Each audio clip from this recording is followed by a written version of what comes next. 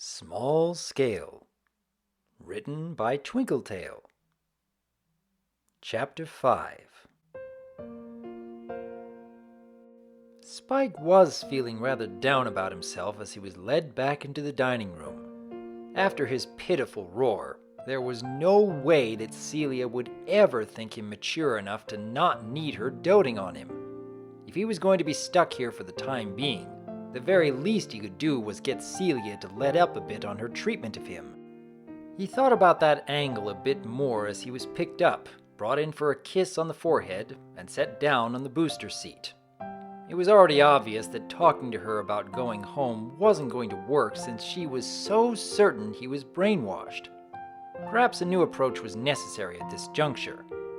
As he saw the pancakes and juice that Celia had set out for him, though, he figured it could at least wait until after breakfast. "Now, doesn't that look delicious?" Celia asked, giving Spike a warm smile. "Well, yeah, it does," Spike admitted. "Mommy takes good care of her well, doesn't she?" Celia asked in a sing-songy tone. Spike opted not to answer that one. He reached for the fork set in front of him, then stopped, assuming that Celia would attempt to stop him and feed him herself. He gave her a quizzical look when he noticed the lack of movement from her. "Is something wrong, baby?" Celia asked. "Apart from the obvious?" Spike asked. "No, I just expected you to jump in and try to feed me." "We did agree last night at your insistence that feeding you would be a one-time thing," Celia said with a grin. "But if you'd like Mommy to feed you, I certainly wouldn't object." "No," Spike quickly insisted. "I can feed myself." "Very well," Celia responded. "I guess you are a big enough boy for that. But if you ever do want Mommy to feed you again, all you have to do is ask." Spike gave Celia a good long look. He could tell just how much she wanted to feed him, but here she was, allowing him that freedom just to make him happy. He supposed that other than kidnapping him and making wild assumptions about things that had happened to him, she was a rather nice dragon. He'd just have to make sure to put up more of a fight over other things. "I'm too nice for my own good sometimes," Spike muttered to himself as he set the fork down and nudged it a little in Celia's direction. "Does my darling Small Scale want his mommy to feed him after all?" Celia asked, looking absolutely delighted. Spike rolled his eyes, refusing to dignify that with a verbal response. Celia didn't seem to need a response as she picked the fork up and began cutting a piece off the pancakes. "Here comes the..." Celia began as she moved the fork towards his mouth.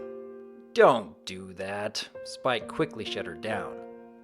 "Oh, I was hoping you'd changed your mind about that since last time," Celia said with a giggle.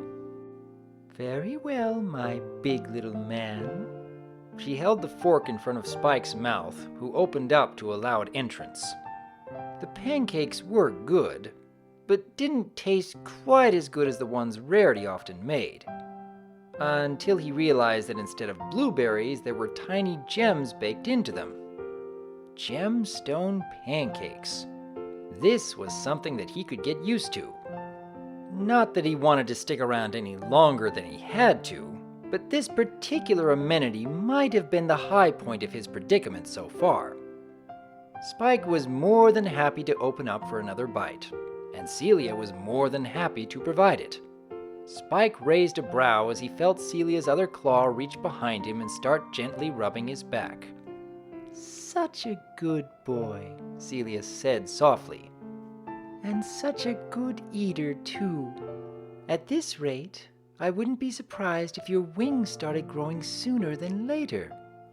Spike had made it a practice of ignoring Celia's words when they were too motherly, but that last bit permeated his defenses. "What was that about wings?" Spike asked, looking at Celia with wide eyes. "I said I wouldn't be surprised if they started growing soon," Celia repeated. I'm gonna get wings?" Spike asked, his eyes sparkling. It saddens me how little your pony captors taught you about dragons, Celia said, shaking her head. Some dragons don't have wings as a whelp, but grow them in their adolescence. I can't tell for sure if you will, but your skeletal structure seems to suggest that it's possible. Spike's jaw hung open, and this time it wasn't only to receive more pancakes, although it did also serve that purpose as Celia fed him another forkful. He hadn't even thought of the possibility of growing wings, having figured that if he didn't have them now, he would never have them. He hadn't even known it was possible to grow new limbs, Twilight's special situation notwithstanding. You're being such a good boy for me today, Celia said as she fed him the last bit of pancake. You've barely resisted me at all. Are you getting used to the idea of me being your mommy? Spike groaned lightly. He needed to keep focused. You're not my mommy, Spike said.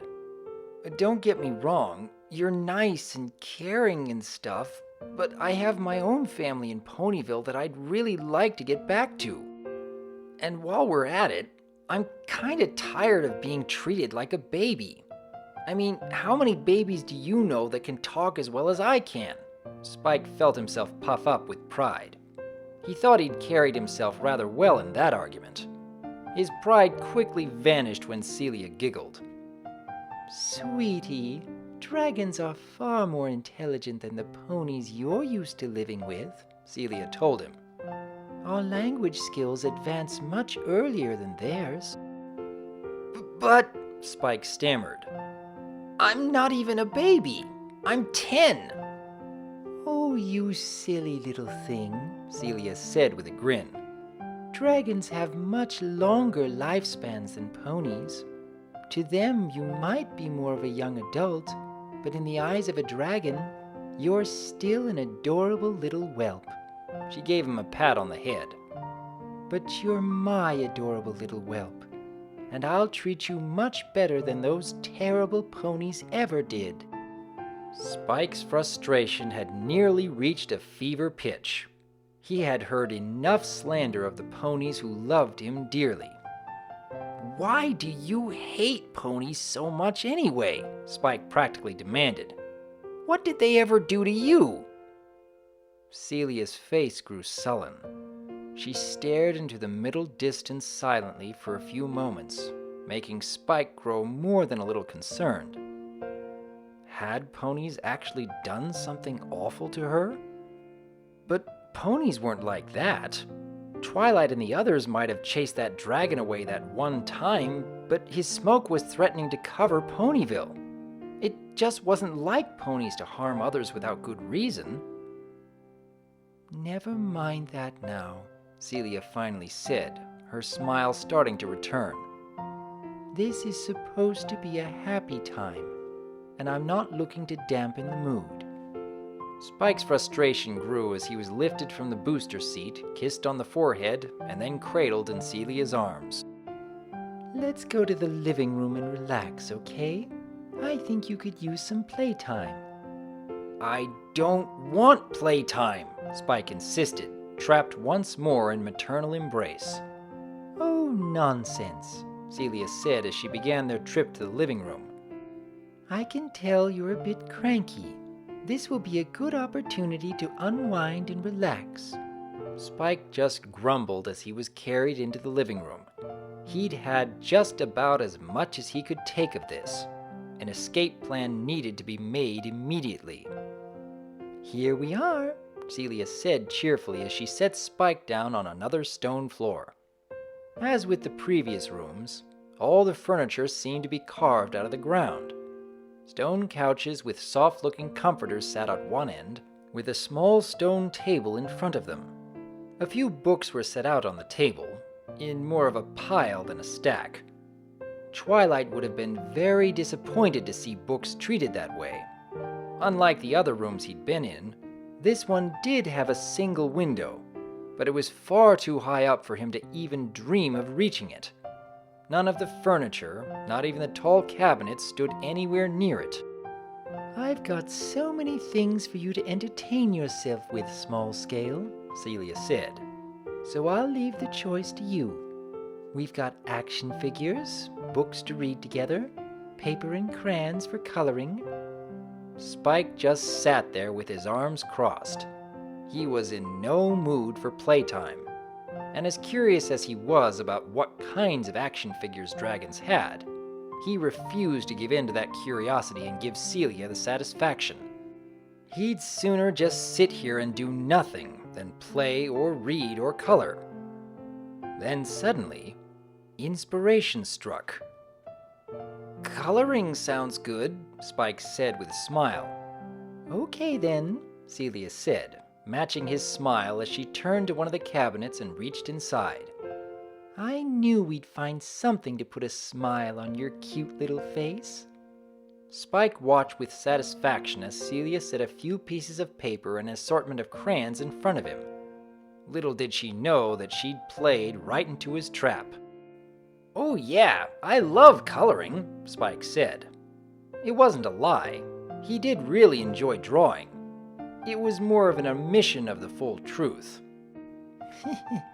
Well, I can't wait to see what you draw for me, Celia said, patting him on the head again.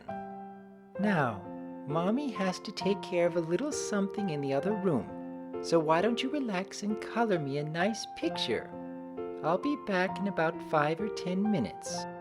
Okay, Spike answered happily. He even gave Celia a little wave as she left, a gesture she seemed to adore as she waved back. Spike couldn't believe his luck. Celia thankfully didn't know about his special ability, or else she certainly wouldn't have left him in this situation. Brandishing a black crayon, Spike grabbed a piece of paper and began to write.